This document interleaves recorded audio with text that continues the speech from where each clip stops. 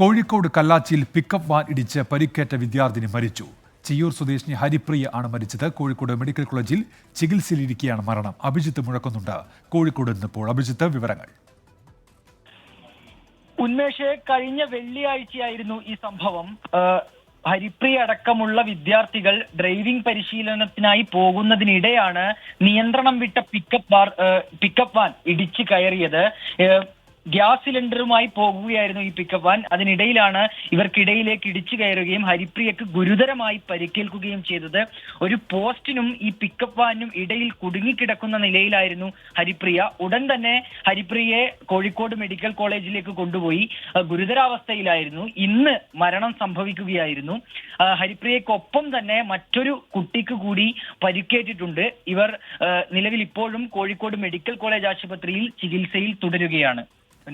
അഭിജിത്ത് മുഴക്കുന്നാണ് വാർത്തയുടെ വിശദാംശങ്ങൾ നൽകിയത്.